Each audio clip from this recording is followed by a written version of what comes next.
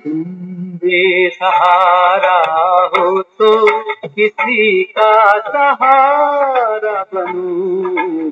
तुम बेसहारा हो तो किसी का सहारा बनूं। तुमको अपने आप ही सहारा मिल जाएगा। कश्ती कोई डूबती पहुंचा दो किनारे पे, तुमको अपने आप ही किनारा मिल जाएगा। तुम बेसहारा तो किसी का सहारा, तुम बेसहारा तो।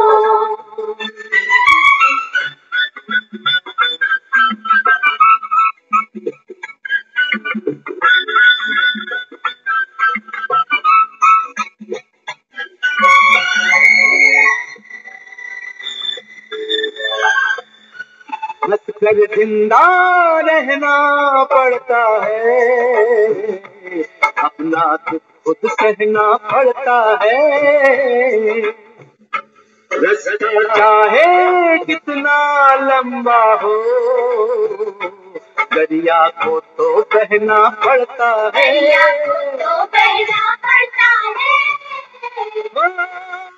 तुम हो एक अकेले तो रुक मत जाओ, चलो निकलो। रास्ते में कोई साथी तुम्हारा मिल जाएगा।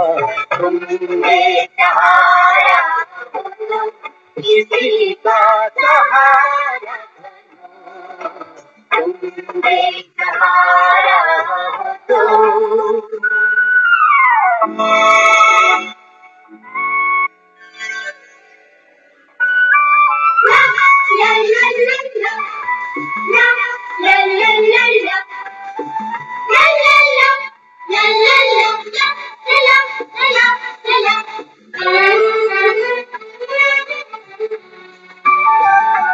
जीवन तो एक जैसा होता है, कोई हंसता कोई रोता है।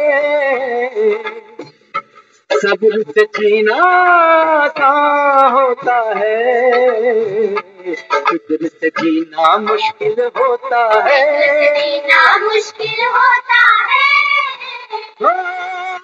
थोड़े फूल है काटे हैं जो तकदीर में बांटे हैं। हमको इनमें से हिस्सा हमारा मिल जाएगा। तुम बेसहारा हो तो किसी का सहारा बनो।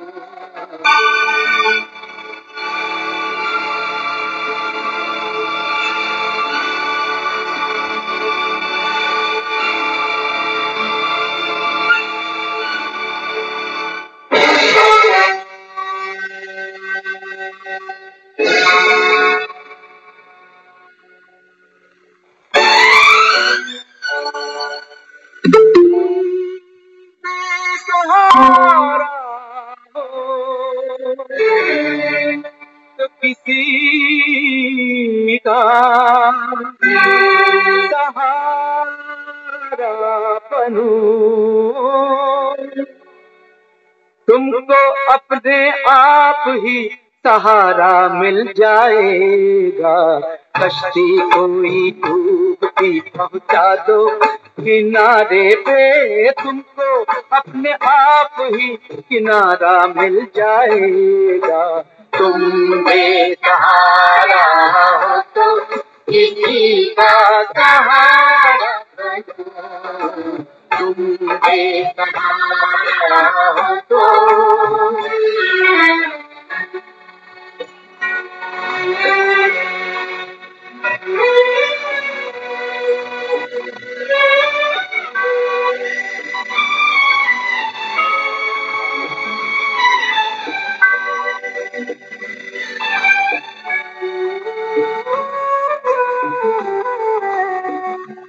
हंस कर जिंदा रहना पड़ता है, अपना दुख खुद सहना पड़ता है।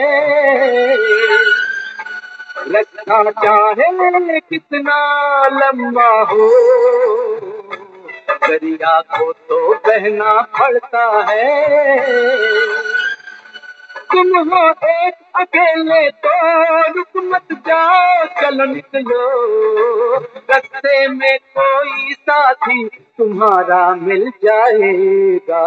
तुम बेसहारा हो तो किसी का सहारा बनो, तुम बेसहारा हो तो।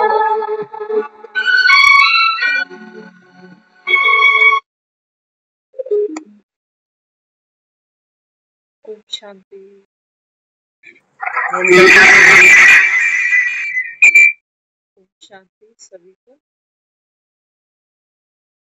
तुम बेसहारा हो तो किसी का सहारा बनो, तुमको अपने आप ही सहारा है।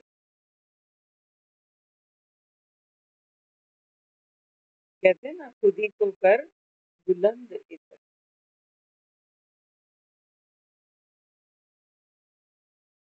बाबा समझाते हैं, बाबा कहते हैं देखो,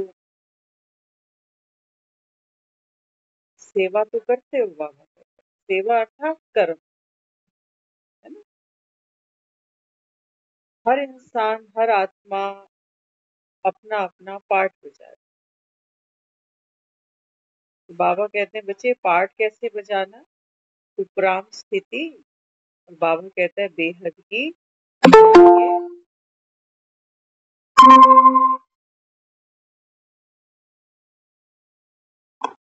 तो बाबा कहता है फिर ये दो चीजें, ये दो बाबा कहता है जब शस्त्र तुम्हारे पास होंगे ना, तो बाबा कहता है फिर बाबा कहता है विकारों की अग्नि में झुलसेगी नहीं।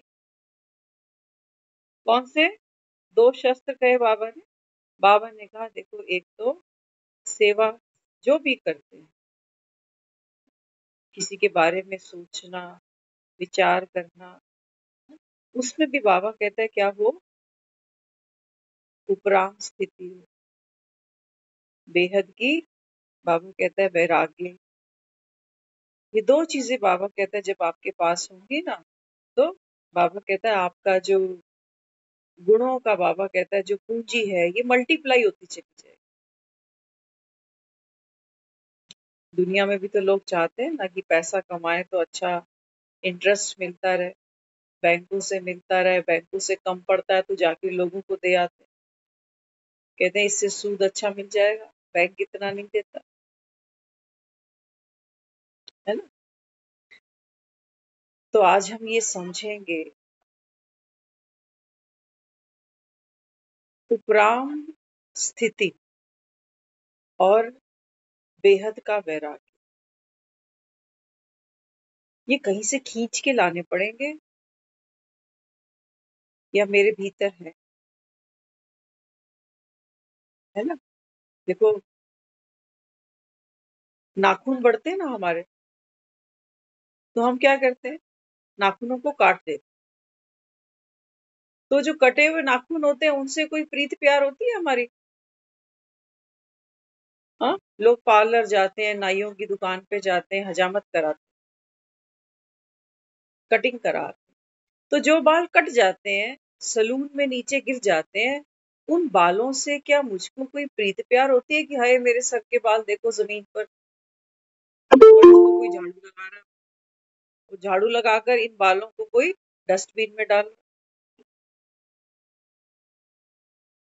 होता है हमको उन बालों से प्यार जो नाई ने काट दी, वो नाखून जो हमने खुद ही नेल कटर से काट दिए? नहीं होता। तो बाबा यहाँ समझाता है, बाबा कहते हैं बच्चे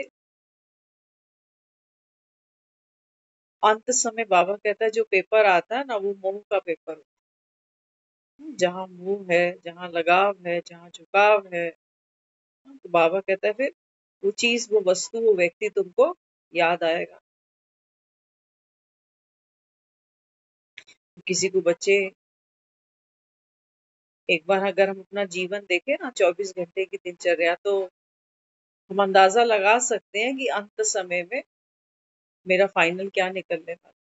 बाबा तो मुरली में रोज ही कहता है, कई तो है बाबा कहता है दिन भर में 2 मिनट भी मुझे याद नहीं है।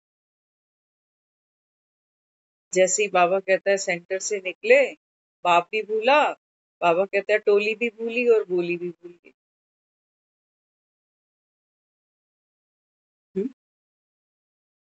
एक तरफ बाबा कहता है बच्चे आप तो वो भाग्यशाली आत्माएं हो, जो बाबा कहता है देखो संसार में इतने बड़े बड़े, बाबा कहता है देखो धर्म गुरु हुए, इतने नामी ग्रामी, बाबा कहता है नेता अभिनेता सियासतदानी विज्ञान है, लेकिन बाबा कहता है वो भी मुझको नहीं पहचान पाए। बाबा कहता है तुम बच्चों ने मुझको पहचान लिया, शबरी ने अपने राम को पहचाना ना। एक वानर ही है जो राम का संदेश सीता मैया के पास लेके गया। सूक्ष्म रूप धरि सियहि दिखावा, विकट रूप धरि लंक जरा। ये दोनों शक्तियां बाबा कहता है संगम पर मैं तुमको देता हूँ, सूक्ष्म रूप धरने की भी, और बाबा कहता है विकट माना विशाल रूप धरने। सूक्ष्म रूप कहाँ धरा?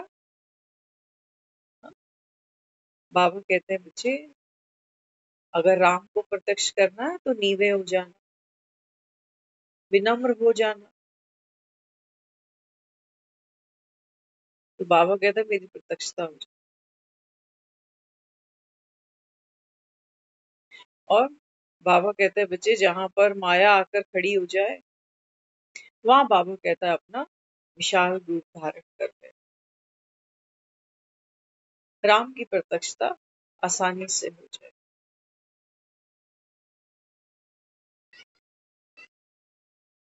तो बाबा समझाता है, बाबा कहते हैं बच्चे देखो जैसे दुनिया में ये नाखून कटते हैं, सर के बाल कटाते हो नाइयों के पास जाकर, तो कटे हुए नाखूनों से और कटे हुए बालों से हमको कोई सरोकार नहीं होता।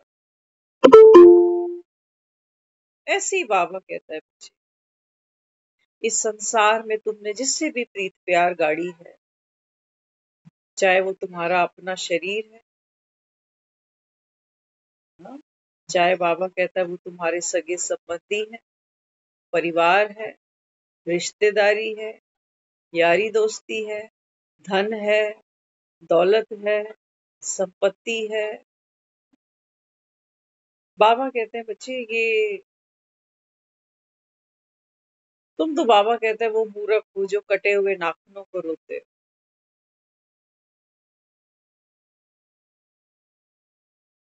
एक तरफ कहते हो तेरा तुझको अर्पण क्या लागे मेरा,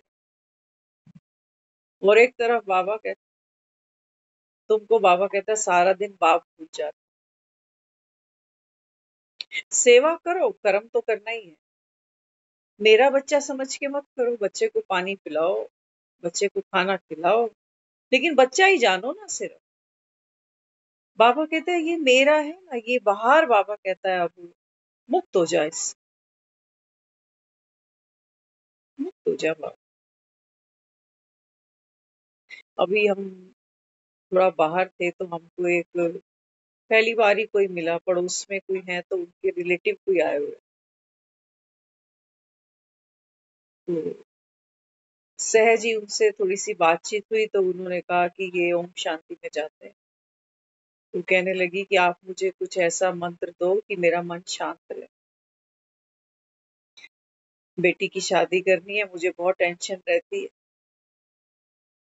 क्या मिलेगा कैसे मिलेगा।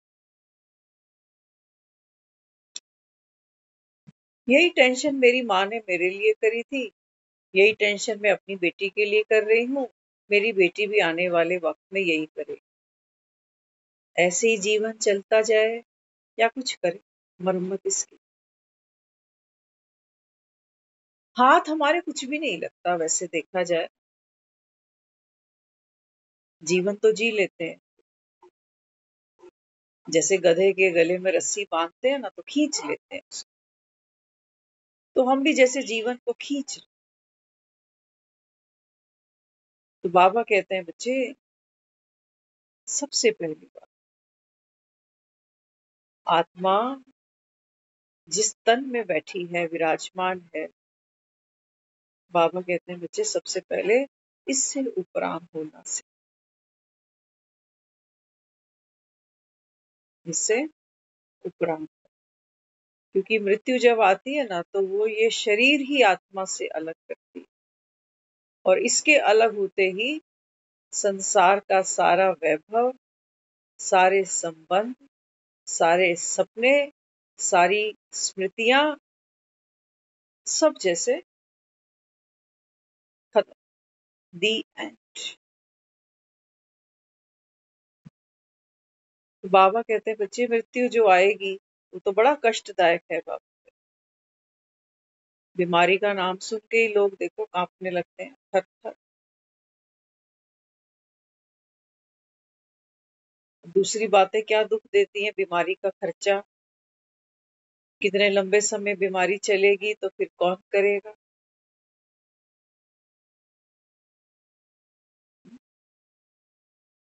तो इसके हमने सारे अरेंजमेंट कर रखे कि बीमारी लगे तो ये मेरा मेडिक्लेम पड़ा हुआ, बीमारी लगे तो फिर जिन जिन से उम्मीदें हैं तभी हम कर रहे हैं इनकी, कि आज हम करेंगे, आज नगद, कल आज करते जा रहे करते जा रहे, ये कल को बच्चे दे देंगे। तो बाबा यहाँ समझाता है, बाबा कहते हैं बच्चे, उपराम अवस्था में क्या है, सुकून है, सुख है। नहीं तो बाबा कहता है जब तुम कुछ करते हो, कर्म करते हो, सेवा करते हो, तो बाबा कहता है उसमें क्या करते हो, मिलावट कर देते हो, कर्तापन साथ ले आते हो उसके। तो करते करते भी बाबा कहता है कोई खुशी तो है नहीं। अभी वो बता रहे थे, जिनसे बातचीत चल रही थी, तो कहने लगे, कहते हैं आज का तो समय ऐसा आ चुका है कि घरों में सब कुछ है लेकिन खाना बनाने पे भी झगड़ा। सोचो, कहते हैं और तो सब काम मेड कर ही जाती है सारा दिन घर में, खाना बनाने में भी झगड़ा, और लोग कितने हैं घर में? तो ये नहीं कि 15-20 लोगों की परिवार इकट्ठा रह रहा है आज के समय में। 2 रोटी बनाना, 4 रोटी बनाना, वो भी एक भार सा लगने लगा कि जल्दी खाएं और फ्री हो जाए।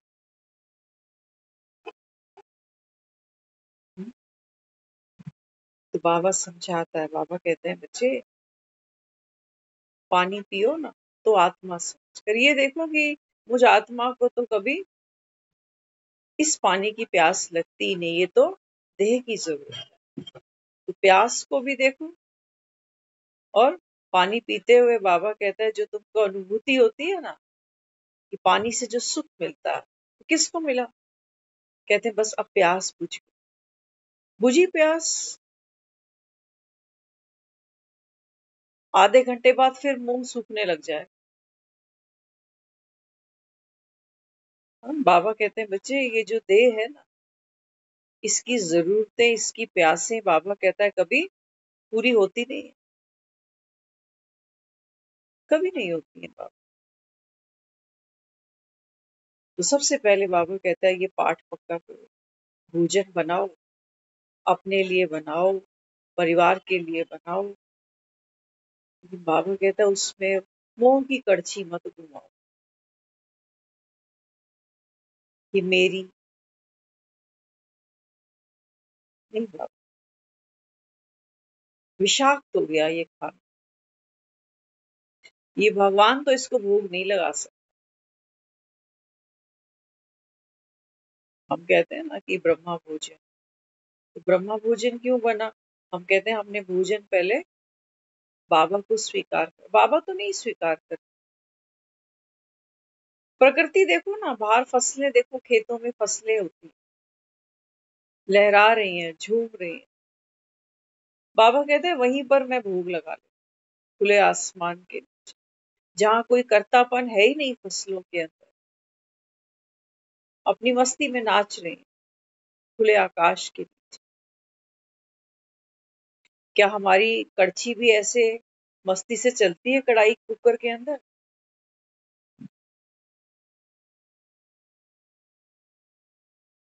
बाबा कहते हैं ये डूअर जो है ना, ये करता, बीमारी है। क्या है? बीमारी। आत्मा रोगी बनी ना। हाँ, क्या लगता है आज बाबा ने क्या कहा बार बार? बाबा कहते हैं समय कम है, तीव्र पुरुषार्थ करो।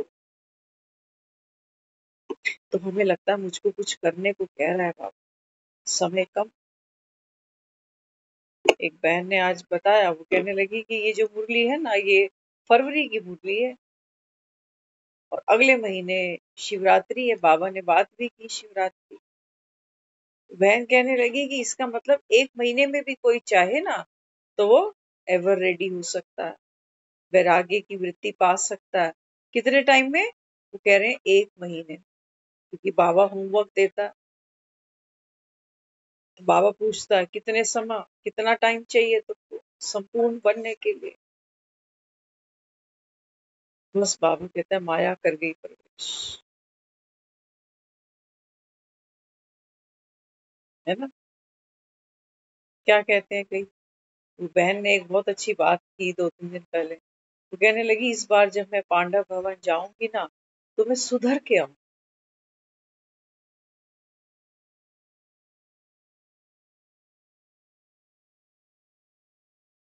इतना रायता फैला लिया, किसने फैलाया? हम्म? क्या सुधार करना है मुझे?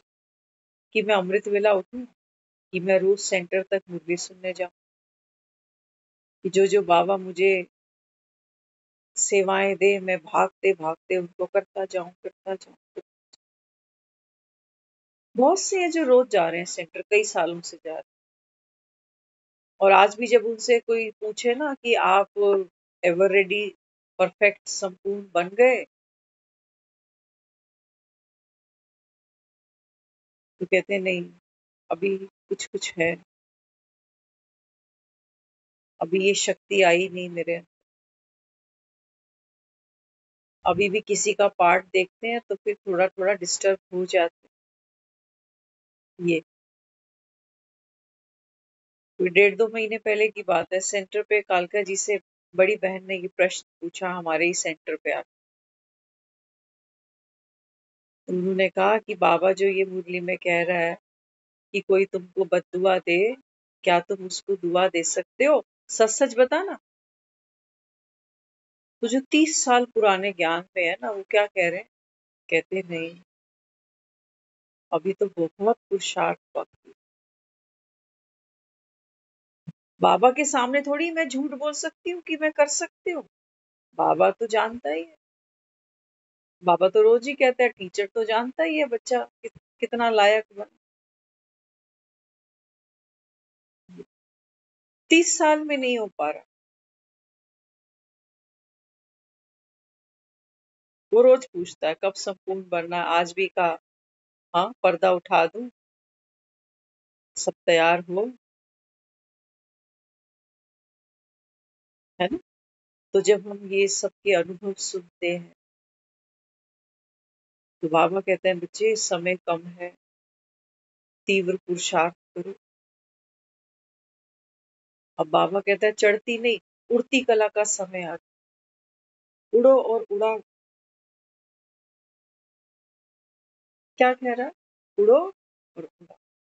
समझे इसका मतलब? फ्लाइट उड़ती है ना। जब एक प्लेन उड़ता है तो नीचे क्या क्या है? कहीं जंगल है,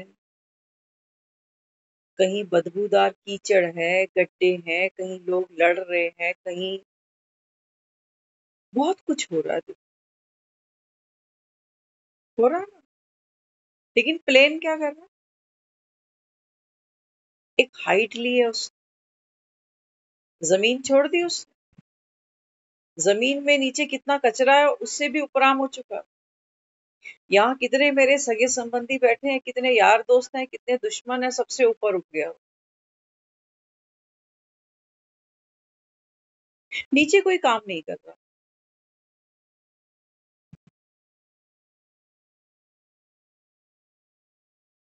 और क्लैरिटी से समझते हैं हमारा पुरुषार्थ क्या है, समझना ध्यान से। अगर समझ गए ना तो बाबा कहता है सेकंड में, मृत्यु सेकंड में आनी। हम्म? आज हम जब सुबह वॉक कर रहे थे तो हमारी नजर कहाँ पड़ी, वहां एक झील है, जैसे पार्क के अंदर ना एक झील है, तो कई बार क्या होता है वहां पर गंदा पानी इकट्ठा हो जाता है, बारिश का पानी आ गया, कई बार वो पानी वहां इकट्ठा हो गया, तो हम वहां रुके कुछ पल के। तो हमने क्या देखा, वो जो झील है ना उसके आसपास में बहुत सारे पेड़, पेड़ नीचे झील है, साइडों में पेड़ दिखाई दे। जब आप वहां खड़े होगे तो जब झांकोगे उस झील के अंदर, उस पानी में, क्योंकि गंदा पानी है, कहीं कंकड़ पड़े हैं, कहीं लोगों ने कूड़ा फेंक दिया है ना, तो आप क्या देखते हो कि जब वो झील में मैंने नीचे झांक कर देखा तो जो पेड़ थे ना, खड़े हुए किनारे पर पेड़, इन पेड़ों की परछाई मुझको झील में दिखाई दी। मिट्टी वाले पानी के अंदर ये पेड़ों की झांकी मैंने देख ली जैसे। तो जब मैं नीचे देख रही हूँ ना तो फिर नीचे मिट्टी वाला पानी है, गंदा पानी, तो वहां पर वो पेड़ के पत्ते कैसे दिखाई दे रहे हैं, मटमैले से, मिट्टी के रंग के। अब सोचो मैं एक पत्थर फेंकूं अगर उस गंदे पानी की झील में, तो क्या वो पत्थर पेड़ के पत्तों को टच हो रहा,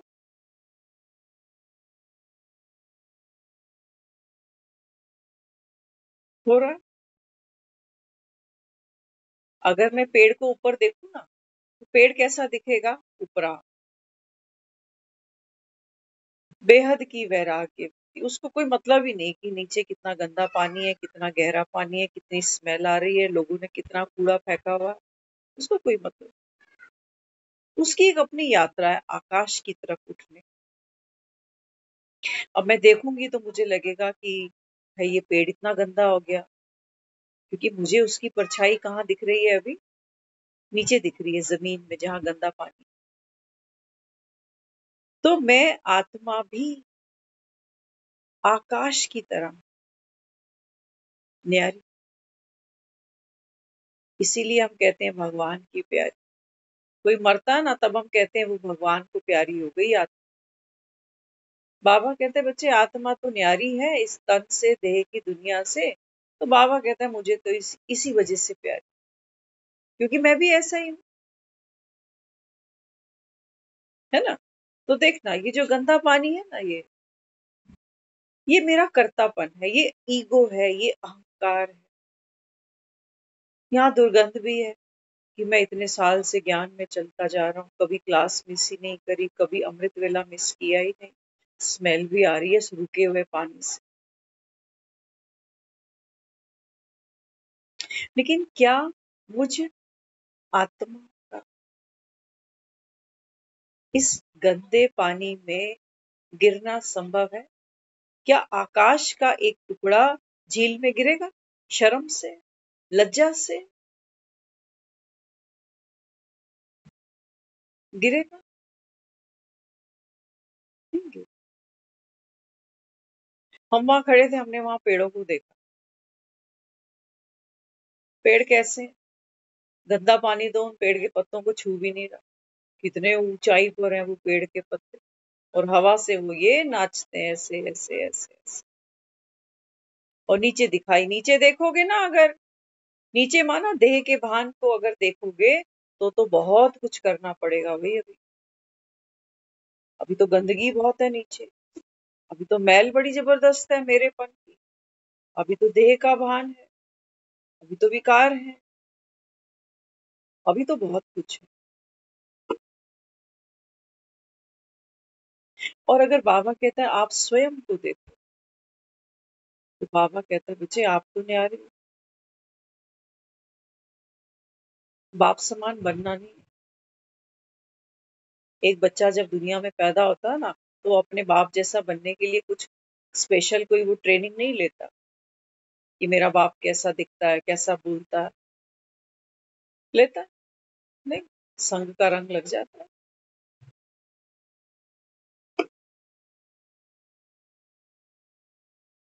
अब बाबा कहता है तुम देख लो, उड़ती कला। और कई लोग पूछते हैं, कहते हैं उड़ती कला मतलब क्या हम उड़ सकते हैं? उड़ सकना माना डिटैचमेंट,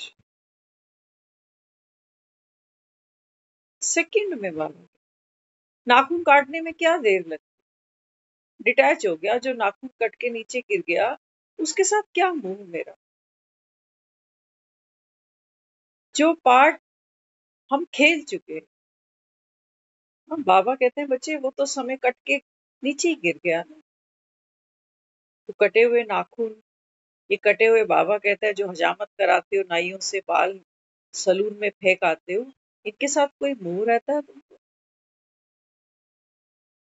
तो बाबा कहता है ये जो कहते हो मेरा शरीर, मेरी बीमारी, मेरे बच्चे, हाँ ठीक है बच्चा है, बच्चा तो है,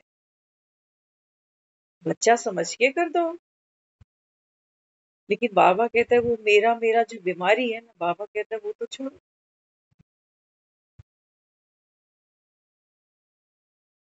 तब तो बाबा कहता है वो बेहद की वैराग्य की वृत्ति, बाबा कहता है बच्चे स्वर्ग के गेट की चाबी है।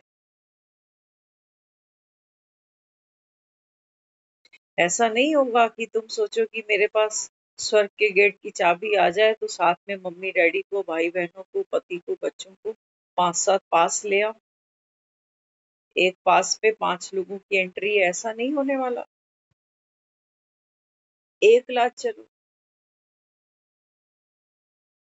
बाबा ने देखो कितना सुंदर मुरलियों में कई बार कहता, बाबा कहते हैं जब कोई सब्जी बनाते हो, छोंक लगाते हो तो क्या करते हो? तेल डालते हो, है ना? तेल डालते हो तो बाबा कहता है फिर तड़का लगा देते हो, सब्जी पकाते हो। तो बाबा कहता है फिर क्या होता है? तेल जो होता है ना, जब सब्जी तैयार हो जाती है, पक जाती है, तो तेल अपने आप ऊपर आ जाता है।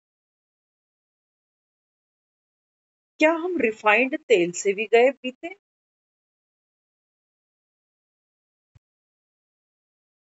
उस तेल को पता चल रहा है कि मेरा काम खत्म हो चुका है, अभी सब्जी तैयार हो चुकी है। तो बाबा कहता है तुमने बच्चे सींच सींच के 20 साल के करे, 25 के करे, 30 के करे, 40 के करे। ये कौन सा डालडा का तेल यूज करते हो, घी यूज करते हो? चिपका ही पड़ा है। ये तो बड़ा हार्मफुल है बाबा, तुम्हारे लिए भी। और बाबा कहते हैं जिनके साथ चिपके पड़े हो ना उनके लिए। हाय चाची ताड़का, रोटी कौन बनाए? तो चाची ताड़का को इसीलिए रो रहे हैं कि चाची ताड़का तो चली गई, अब हमारी रोटी कौन बनाए। हमें याद है एक किसी की मदर यंग एज में ही चली गई, बड़ा बड़ा बेटा था, कम ही उम्र थी उसकी, तो बाप ने उसकी जल्दी से शादी करा दी। कहते यार कोई रोटी बनाने वाली आ जाएगी घर, दरवाजे खुले रहेंगे घर के। रोटियां तो बननी ही है, तवे ठंडे नहीं रहते। कोई जाता है एक टाइम बाहर से खाना फट से मंगा लेते हैं कि अभी तो बनाना नहीं, क्योंकि अभी तो निपटाना पर है काम सारा। तो बाबा कहते हैं बच्चे मैं अभी ये विनाश की लीला की बात की आज बाबा ने। बाबा कहते हैं जैसे एक डॉक्टर होता है ना, तो डॉक्टर का दिल बड़ा मजबूत होता है। हाँ?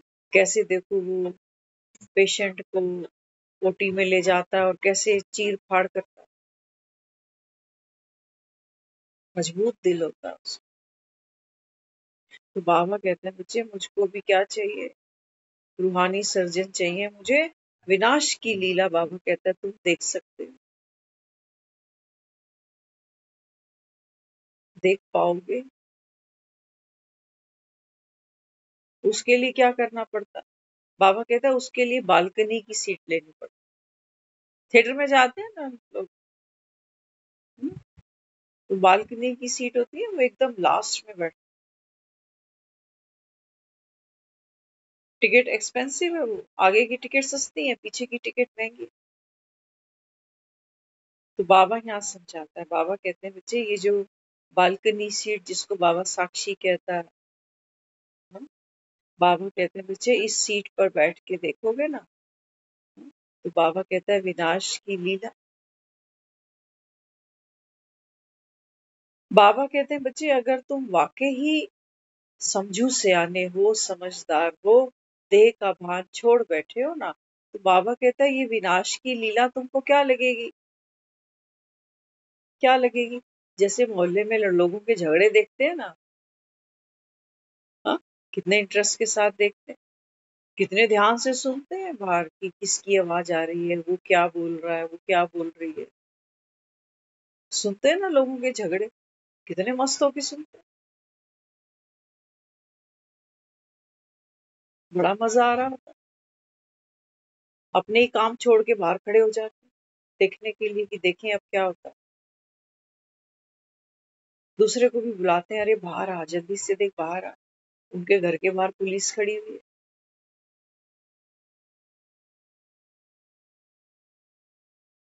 कुछ समय पहले हमारे यहाँ एक केस हुआ था, एक यंग फीमेल ने सुसाइड कमिट कर दिया, मिडनाइट। सारा दिन वो सारी गली बाहर थी, सुबह सुबह वहां पुलिस आ गई, एम्बुलेंस आ रही है, डेड बॉडी आ रही है, ये हो रहा है, लोग कुछ कर रहा है, कुछ सारा दिन वो।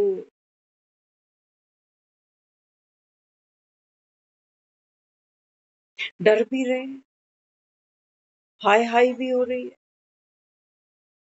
क्या होगा क्या होगा, क्या बच्चों का क्या होगा, पति की गलती है, पता नहीं किसकी वजह से सुसाइड किया, अच्छी खासी थी, खूबसूरत थी या कम एज की थी, कमाऊ थी, पढ़ी लिखी थी, लव मैरिज की थी, अरे फिर क्या हो गया इसको, है ना? तो बालकनी में चढ़ते हैं तो एक अंदर जाए उसको बेचैनी होती है, वो बाहर फिर निकलता है, कहते सारे बाहर खड़े। 48 घंटे हमने देखा वो सब बाहर बाहर। दाल रोटी क्या बनी होगी, कैसे बनाई होगी, वो तो उनका दिल चाह। जैसी कोई आहट आती है तुरंत बाहर निकल, आगे आ गया, कोई आ गया, कि लड़की की माँ आ गई, कि लड़की के भाई आ गए, कि देखो अब क्या हो रहा है, अब क्या कह रहे हैं। वहां क्या है? वहां डिटैचमेंट। अगर वो गालियां भी निकालेंगे ना, हम चुप होके सुनते रहे। क्यों? डिटैचमेंट। गैस करते रहेंगे, मुझे लगता है ये इसका भाई होगा, मुझे लगता है ये इसकी बहन होगी, लगता है ये इसकी भाभी होगी, है ना? डिटैच। वहां हम ये नहीं कहते मेरे हाथ पैर कांप रहे हैं, कहते हैं ऐसे। झुंड के झुंड इकट्ठे हो जाते हैं लेडीज के। किसी की बालकनी से दिखाई नहीं देता ना, तो वो और ऊपर की बालकनी पे चढ़ जाती है, यहाँ से सीन पूरा दिखाई देगा। वहां तो किसी के कपड़े आगे आगे तो दिखाई नहीं दे रहा आगे क्या हो।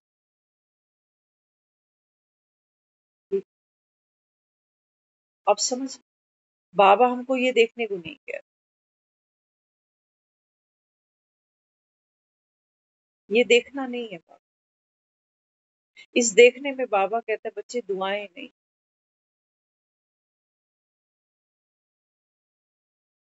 इस देखने में दुआएं नहीं, सहजता नहीं है, बाप की याद भी नहीं।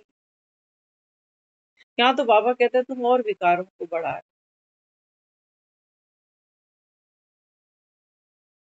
अब बाबा मुझसे क्या चाहता है? अभी हमने गीत सुना ना, अपना दुख खुद सहना पड़ता है, दरिया को तो बहना पड़ता है। तो बाबा यहाँ क्या दे रहा है मुझको? जीवन में उतार चढ़ाव सबके आते हैं, ये सच्चाई है जीवन। जब अपने पर बीतती है तो फिर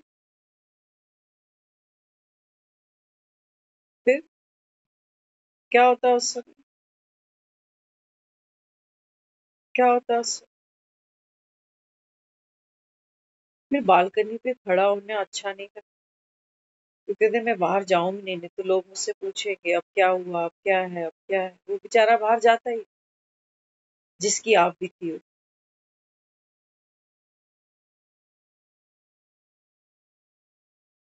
हम्म? तो बाबा क्या कहता है? बाबा कहते हैं बच्चे, अब ये विनाश की लीला, ये जो विनाश की लीला, वो नहीं सोचना कि अंत समय आएगा तो जैसे मारकंडे बन के बैठूं तो फिर दुनिया में प्रलय देखूं कि भूकंप आ रहे हैं, कि दुनिया मर रही है, जैसे वन बाय वन जब मकान टूटते हैं ना, है ना, तो क्या करता है वो मजदूर? हथौड़ियां बजाता है। एक हथौड़ी में पूरी दीवार नहीं गिरती, वो हथौड़ियां मारते मारते मारते वो जो दीवार होती है वो कच्ची हो जाती है। और फिर एक ऐसा वक्त आता है, एक लास्ट हथौड़ी मारता है तो पूरी दीवार नीचे।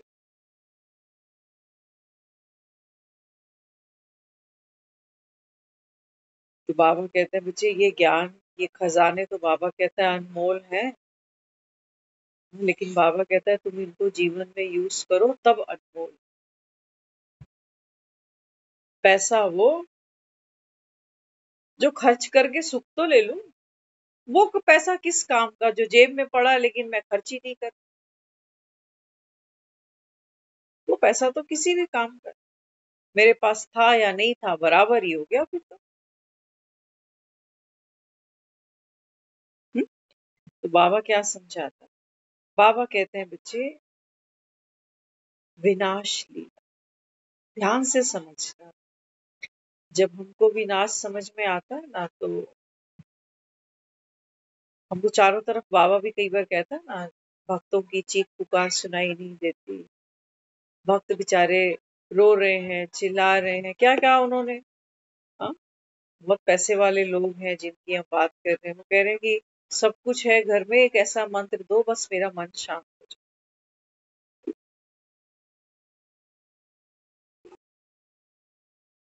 सड़क चलते मंत्र मिल जाते।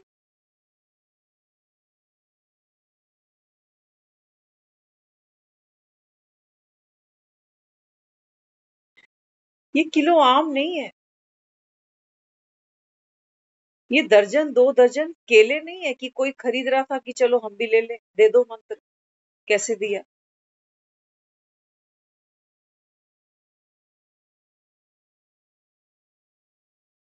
मंत्र भी लेना होता है ना, तो गुरु क्या करता है, कहता है सुबह आइयो मेरे पास, नहा धोकर आइयो, तब दीक्षा देता है, तब मंत्र देता है उसको। हाँ, तो बाबा क्या कहता है? बाबा कहते हैं बच्चे, अब तो तुम्हारी उपराम स्थिति और वैराग्य की, हम बाबा कहता है जो वृत्ति होगी ना, ये दूसरों की सेवा करेगी, लेकिन मेरी हो तो सही, मेरी बनती नहीं। हम वहां खड़े हैं, हम कह रहे हैं कि हम जब पांडव भवन जाएंगे तो सुधर कर आएंगे।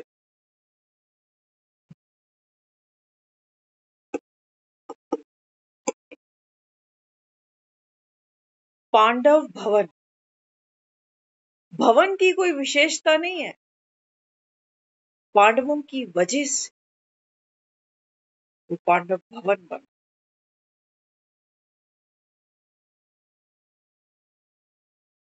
तो बाबा कहते हैं बच्चे, तू कौन है? तू कौन है? वही धरती है वहां पर, वही आकाश है, वहां के पेड़ भी हरे हैं, वहां का पानी भी ऐसे है जैसे हम यहाँ पानी पी रहे हैं, वहां भी भोजन रोटी खाने से पेट भरता है, यहाँ भी रोटी खाने से पेट भर जाता है। वहां भी रात को लोग सोते हैं, यहाँ पर भी हम रात को सो जाते हैं। वहां पर भी कपड़े साबुन से ही धोए जाते हैं, यहाँ पर भी हम कपड़े साबुन से ही धो रहे हैं। क्या फर्क है?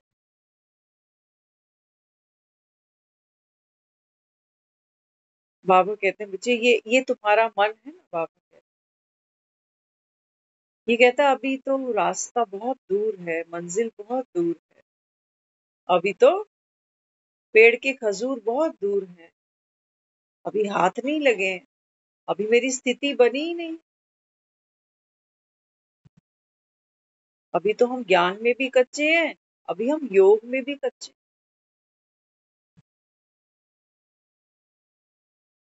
आम को देखते हो? हाँ, आम खाते हैं ना हम। आम पकने से पहले कैसा है? हम उसको कैरी कहते हैं, कच्चा आम। कच्चा आम अगर ये सोचने लगे कि मैं तो अभी बहुत पीछे, मेरे में तो कोई मिठास ही नहीं, मेरे में कोई मिठास, मैं फलों का राजा नहीं हूँ, मैं तो कैरी हूँ, कैरी। अचार में डालते हैं लोग मुझे, सरसों के तेल में भिगोते हैं मुझको, तो कड़वे तेल के अंदर मुझ में तो कलौंजी डालते हैं, सौंफ डालते हैं, मेथी डालते हैं और डब्बे में बंद करके रख देते हैं मुझको।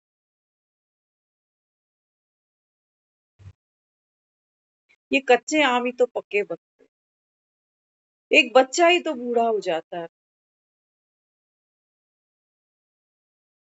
बाबा कहते हैं बच्चे मन को देख, माया भीतर बैठी, माया कहती नहीं अभी तो बहुत बहुत मेहनत करनी है मुझे। देखो इसका मतलब ये नहीं समझना कि मुझको रोज मुरली नहीं सुननी या मुझको रोज अमृत वेला नहीं करना। ज्ञान सुन रहे हैं, है ना, तो हमारी जो लाइफ स्टाइल है वो दूसरों से अलग तो होनी ही चाहिए। रॉयल बच्चा एक झुग्गी वाले बच्चे से कुछ अलग तो दिखना ही चाहिए कि नहीं। हम कह रहे हैं हम भगवान के बच्चे, तो बाबा कहते हैं तुम्हारी फिर बोली कैसी हो, चाल चलन कैसी हो, है ना। तो बाबा कहता है ब्रह्मा समान आचरण हो। लेकिन ब्रह्मा ने भी अंत समय में जब प्राण छोड़े, अंतिम श्वास ली, तो क्या अनुभव दिया? एक तरफ था योग बल, एक तरफ था भोग बल। कहाँ चल रहा है ये मल युद्ध? मन, मन में चल। एक तरफ योग बल, बाबा ने मुझको क्या क्या दिया। बाबा कह रहा है घर जाना, बाबा कहता है ड्रामा कल्याणकारी, बाबा कहता है तू मेरा विशेष बच्चा, बाबा कहता है तू मेरी आंखों का नूर। कल कहा ना बाबा ने तुम तो मेरी गोद में आकर बैठे संगम पर, है ना। ये मन ये कर रहा है योग युक्त होकर कि मैं तो बाबा का बच्चा, मुझे तो अब घर जाना है, मेरा तो पाठ पूरा हो गया, मेरे तो कर्म भोग चुकते हो गए, मुझको तो बाबा साथ लेके जाएगा। ये योग का बल, एक भोग का बल। वो मन रो भी रहा है साथ साथ, कितनी शरीर में पीड़ा है, कितना दर्द है, बुढ़ापा, बीमारी, फिर ये जो तामझाम यहाँ तैयार किया, इतने बच्चे, ये यज्ञ। बाबा ने क्या किया? बालकनी की सीट पर वो आत्मा ये मन के दोनों नाच देख रही, बंदर इस पैर पे भी नाच रहा है, बंदर इस पैर पे भी नाच रहा है। अंत में क्या हुआ? बालकनी की सीट पर बैठना। ध्यान रखना, बालकनी की सीट पे बैठने का मतलब क्या होता है? मैं आत्मा ना इन विचारों के साथ इंटेंगल हो रही हूँ, ना ही इन विचारों के साथ इंटेंगल हो रही हूँ। ये है मेरी बेहद की वैराग्य वृत्ति। मैं आत्मा अपने मन के विचार संकल्पों से भी उपराम, इनसे भी न्यारी, इनका भी कोई प्रभाव मेरे चित्त पर नहीं। ये है उपराम स्थिति। इसको बाबा कह रहा है बेहद की वैराग्य वृत्ति। ये बाबा कहता है बच्चे तुम्हारे लिए स्वर्ग की चाबी का काम करे। तो बंदर कब तक नाचेगा? बाबा ने फिर क्या अनुभव सुनाया? बाबा ने कहा फिर क्या हुआ? मल युद्ध कुछ देर चलेगा, क्योंकि दोनों ही हाथ मेरे हैं, दोनों ही हाथों में शक्ति मेरी है। तो ये हारेगा तब भी मैं हारी, ये हारेगा तब भी मैं हारी। तो मुझे क्या करना? साक्षी होके देखना है कि मन के ये संकल्प वो संकल्प, यही तो रण है, यही तो बाबा कहता है कुरुक्षेत्र बनता है ना। तो बाबा ने फिर क्या अनुभव शेयर किया? बाबा ने कहा फिर जब ये मल युद्ध हुआ ना, तो फिर बाबा ने देखा, किया कुछ भी नहीं। बाबा ने देखा कि जो योग का बल है ये जीत गया, इस पर भोग बल पर जीत।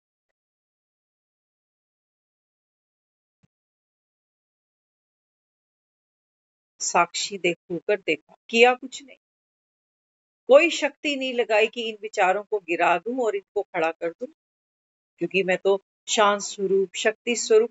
हाँ, ये कहने का मतलब ही यही होता है कि शांत स्वरूप हूँ, कि मैं इतनी शांत स्वरूप आत्मा हूँ कि मेरे ही मन के अंदर अगर ये ड्युअलिटी के विचार चलते हैं ना, तो अभी मैं कोई इफेक्ट में नहीं आ रही हूँ, कोई प्रभाव में आ ही नहीं रही हूँ, मैं इतनी शांत स्वरूप। ये जो दुनिया राह चलते कह रही है ना कि हमको भी कोई मंत्र दे दो कि हम शांत हो जाए, सोचो,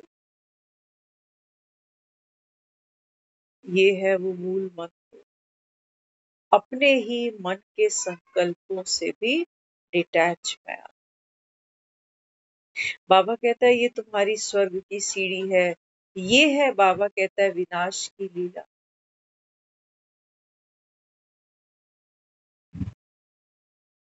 अंत में बाबा कहता है दोनों तलवारें गिरी हुई मिलेंगी, है ना। जब लड़ाई खत्म हो गई तो क्या होगा? उसके बाद क्या होगा? जो दोनों पार्टी होंगी आमने सामने वाली, दोनों शस्त्र गिरा देंगे, क्योंकि एक विनर बन चुका है, अभी एक लूजर बन चुका है। हुँ? तो इसलिए बाबा ने क्या कहा? बाबा ने कहा बालकनी में बैठना माना बाप की गोद में बैठना, क्योंकि बाप की गोद माना ज्ञान स्वरूप बनकर बैठना, यही बाबा की गोद होती है, यही गोद होती है। तो बाबा कहते हैं बच्चे पेपर तो आते हैं, हलचल भी मन करता है, हलचल तो करेगा, ये मन का स्वभाव है ना। अब जिंदा आदमी है तो सांस तो लेगा ही, पलके तो झपकाएगा ही, है ना। तो बाबा क्या कहता है? बाबा कहता है तुम्हारा जो पुरुषार्थ है वो डूइंग पर नहीं है, वो बीइंग पर है। इसलिए बाबा क्या कहता है अपने को? बाबा ने बार बार कहा बच्चे तुमको बाप मिला। बाबा कहता है पाना था सो पा लिया। बाबा तो यहाँ फुल स्टॉप लगा देता है, और कोई दूसरी बात रखता ही नहीं। हाँ, तो बाप मिला माना समझ मिल गई, ठहराव मिल गया, अक्ल आ गई। अब अभी बाबा कहते तुम्हारा भटकना बंद हुआ कि नहीं? तो हमारा भटकना केवल वो नहीं है कि मैं इस मंदिर भी जाती थी, वहां भी जाती थी, तो अब जाना बंद हो गया, ये बात नहीं है। बाबा तो रोज मुरली में कहता है शिव के मंदिर में जाओ सेवा करो, दुर्गा के मंदिर में जाओ वहां सेवा करो, काशी जाओ वहां सेवा करो। वो तो भेज रहा है, भेज रहा है नहीं भेज रहा? तो भटकाव क्या है? बाबा कहता तुम्हारा भटकाव ये था कि भाई मैं तो दुखी हूँ, तो इस मंदिर में देवी के दर्शन करने से, है ना। देवी के दर्शन करना माना क्या था? 11 रुपए इसके चरणों में रखूंगी, हाथ जोड़ दूंगी, कहूंगी कि माँ मेरे जीवन में कोई उपद्रव नहीं चाहिए मुझे, कोई कलेश नहीं चाहिए मुझे, बस मेरे सर पे ऐसे ही अपना हाथ रखना। ये हमने 11 रुपए रखे हैं उसके चरणों। उठाए उसने कभी वो 11 उठाए? उसने कभी उठाए ही नहीं वो 11। और वो काम भी हमारे कभी किए नहीं उसने। कि वो मेरे मन की भावना है। जब हो जाता है, सिद्धि मिल जाती है, कोई कार्य पूरा हो जाता है, तो हम कहते हैं माँ की कृपा। वो जब नहीं होता ना, तब भी क्योंकि मन में क्या है, डर है कि अगर मैं कुछ गलत बोल दूं, कुछ कर दूं, तो माँ कहीं मुझ पे नाराज ना हो जाए। तो हम क्या कहते हैं, हम ये नहीं कहते कि मैया ने तो मेरी इस बार सुनी ही नहीं, मैया तो अमीरों की है, गरीबों की तो है ही नहीं। ऐसे हम कभी नहीं कहते। हम क्या कहते, कहते हैं मुझ में ही कोई भूल चूक हुई होगी, मेरे ही कोई कर्म होंगे, है ना। तो बात कहाँ ले लेते हैं, अपने पर ले। तो बाबा कहते हैं, देखो फिर देह के भान में जब जाते हो ना, तो आत्मा और पतित हो जाती है। एक तरफ तुम भक्ति करते हो, व्रत करते हो, मंदिर जाते हो, और जब तुम्हारी इच्छा मनोकामना पूरी नहीं होती, तो फिर क्या करते हो कि मुझ में कोई भूल चूक हुई, मुझसे कोई कमी हो गई। तो फिर क्या करते हैं, फिर पैर पकड़ते हैं कि माँ मुझे क्षमा कर। पता नहीं कौन से जन्म का ये कर्जा है मुझ पर, ये दुख आया है मुझ पर, तो माँ तू मुझे बख्श। बाबा कहते हैं, बच्चे स्वयं को खुद बख्शना पड़ता। बख्श दो, बाबा कहता है अपने आप को। ये जो मन के अंदर डमरू बजते हैं ना तुम्हारे, कि मुझे तो अभी और सुधरना है, ये मन कह रहा हूं। अच्छा, फिर मन क्या करेगा, मन बड़ा कमाल का है। वो पहले भी पांडव भवन जा चुकी है, सुन लेना। वो पहले भी पांडव भवन जा चुकी है, लेकिन वो सुधरी। अगर वो उसकी उसके ही शब्दों में बात करी जाए, तो इसका मतलब पांडव भवन जाने के बाद भी आज वो कह रही है कि मैं सुधरी नहीं हूं ना, तो पांडव भवन जाकर मुझको सुधरना। तो पहले भी तो होकर आई थी, सुधरी नहीं तब से। तो मन ये खेल खेलेगा। मन कहेगा नहीं, 15 20 दिन, 25 दिन, 30 दिन, 40 दिन, 60 दिन पांडव भवन में रहूं, तो पांडव भवन का वो जो माहौल मिलेगा, जो लोग सुबह सुबह वहां 2 3 बजे उठकर भागते हैं मेडिटेशन के लिए, तो फिर भेड़ चाल में मैं भी भागूं। तो मुझे लगेगा 10 दिन 15 दिन कि मैं सुधर रही हूँ, मेरी भी नींद खुलती है, मैं भी सुबह नहा धोकर बैठ जाती हूँ बाबा के कमरे। तो मन को खुशी मिलेगी 20 दिन के लिए कि हाँ मैं तो सुधर गया। लेकिन जब वो ट्रेन पकड़ के वापस आएगी ना घर पे, तो बाकी की भेड़ें अब नहीं है उसके साथ, जो 2 बजे उठने वाली हैं। अब वो भेड़ अकेली है घर पे। तो अकेली भेड़ फिर क्या करेगी, आलस भी आएगा, अलबेलापन भी आएगा, कभी कोई मेहमान भी आ जाएंगे, कभी मुझको भी कहीं जाना है, कभी मैं थका भी हुआ हूँ, है ना।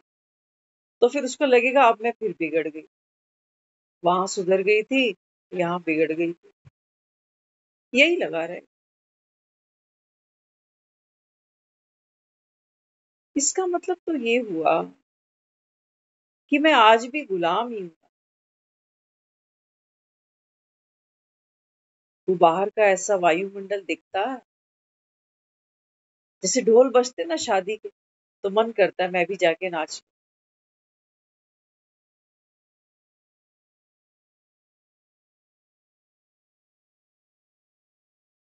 तो बाबा कहते हैं, बच्चे पुरुषार्थ वो नहीं है जो तुमको लगता है दूसरों को देख कर मैं कर रहा हूँ, दूसरों से प्रभावित होकर मैं करता हूँ।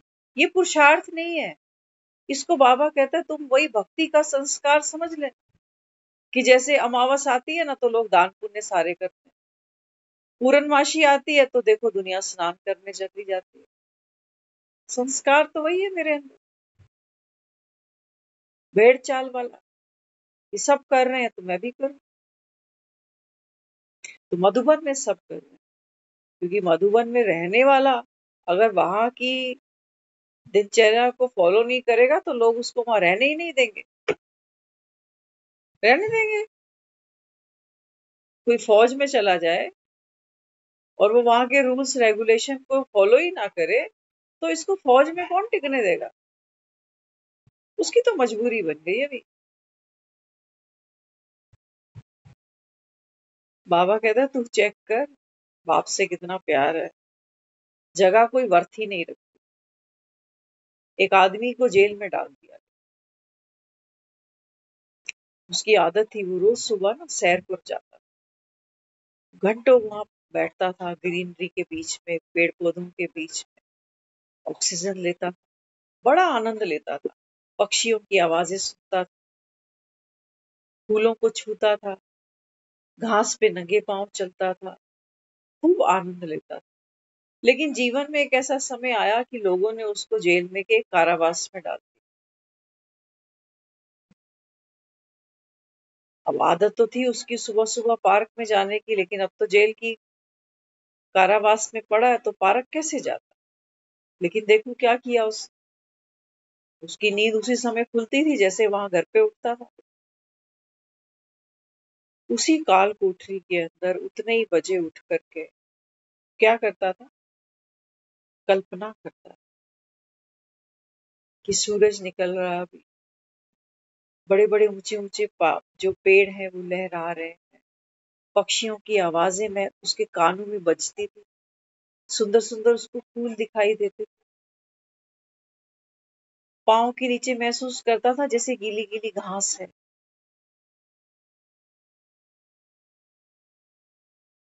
तो उससे कुछ जो आसपास के और जो प्रिजनर्स थे, कैदी थे, वो उससे पूछते थे कि हम भी इस कारावास में इतने सालों से सड़ रहे हैं,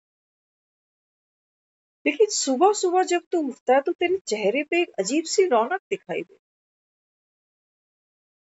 क्या कारण है इसका? तो कहने लगा, कहता है इसका कारण तो मैं ही जानता हूँ, क्योंकि मैं इतने सालों से रोज सुबह उठ करके हरियाली के बीच बैठता रहा, वो ताजी हवा मेरे अंदर फेफड़ों में जाती थी, उस सुख को मैं अनुभव करता, तो उसी याद को जब मैं यहाँ बैठकर फील करता हूँ ना, तो मुझे वो फूलों की खुशबू महसूस होने लगती है, वो पक्षियों की चहचहाहट, वो सूर्य की किरणें जैसे मेरे ऊपर फैलने लगती। तो कहते हैं अजीब सी बात है, यहाँ तो कोई सूरज भी नहीं है, कोई पक्षी भी नहीं है, कोई पेड़ भी नहीं है, लेकिन तू कितना ताजा दिखाई देता बगैर नहाए धोए। ये ये है असली मधुबन, ये चाहिए हमें, इसको बाबा कह रहा है, बाप समा दिखाया ना। कृष्ण का जन्म काल कोठरी में हुआ, लेकिन क्या दिखाया, काल कोठरी में जैसे ही कृष्ण ने जन्म लिया तो कहते हैं वहां तेज फैल गया। सूरज तो नहीं था उस काल कोठरी में, तो तेज किसका है? तेज है मेरी विजडम का। वो प्रकाश किस चीज का है? बाबा कहता है वो प्रकाश है तुम्हारी आत्मस्मृति का, आत्म बल का। वो बाहर नहीं ढूंढने जाओ, नहीं तो हम भी भक्तों की तरह यही कहेंगे। भक्त भी कहता है ना कि जब प्राण तन से निकले तो कहाँ हूं मैं। हाँ, वो कहता है गंगा का तट हो, मेरा सांवरा निकट हो, मतलब हो, है कुछ भी नहीं। हम भी सोच रहे हैं कि वहां पांडव भवन में जाकर, बाबा कहते हैं बच्चे चार धाम की यात्रा वहां नहीं है। चार धाम बाबा कहता है अपने अंदर देखो, खुद ही बाबा कहता है अपनी झोपड़ी में आकर बैठो। एक बाबा की झोपड़ी है बस, हमारी झोपड़ी नहीं है। क्या ये आत्मा अपने अकाल तख्त पर नहीं बैठी हुई है? बाबा कहते हैं बच्चे आप अपने भीतर की झोपड़ी में देखो, झोपड़ी में क्या है? हाँ, झोपड़ी में बाबा कहता है बच्चे संतुष्टता का धन, संतुष्टता से बड़ा बाबा कहता है संसार में और कुछ भी नहीं। हिस्ट्री हॉल ढूंढते हो, कितनों की तस्वीरें लगी हैं वहां, कौन कौन क्लास करा रहा है वहां। हाँ? बाबा कहते हैं अपनी 84 जन्म की हिस्ट्री आकर देख।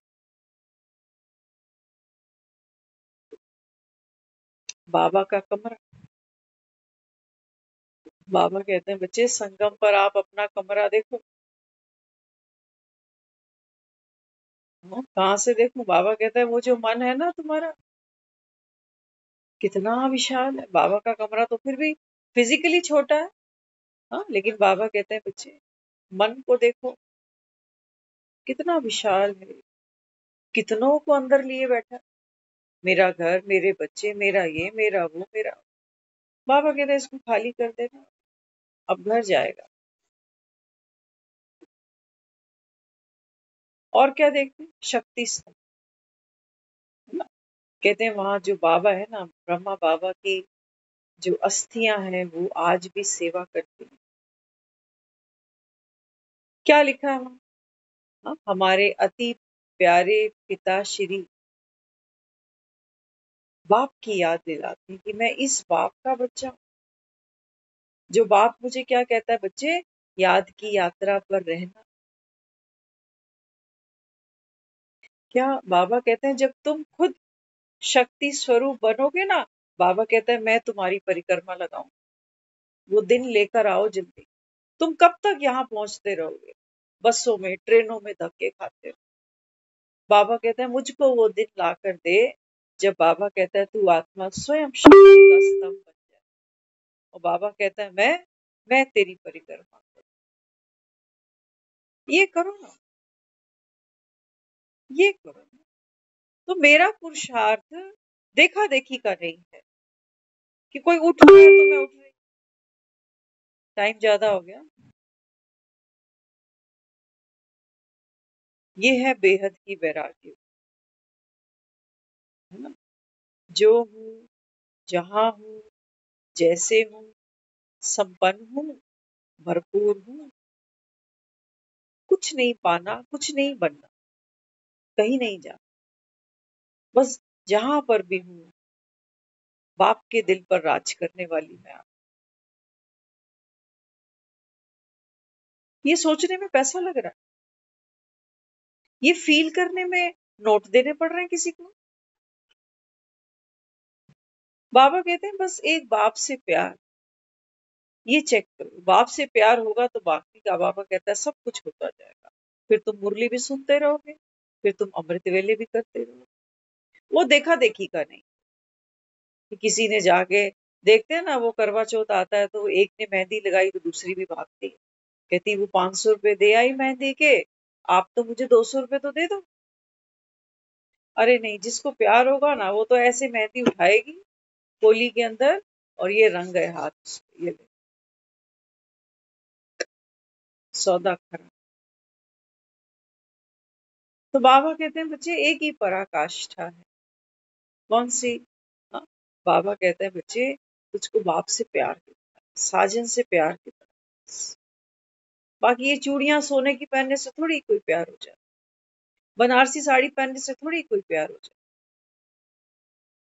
आत्मा तो बाबा कहता है बच्चे इस 84 के झूले में झूलती झूलती बाबा कहता है तुम मुझको ही याद करते हो, और कोई बाबा कहता है इस संसार में तुम्हारे मतलब का ना है ना तुमको मिलने वाला है।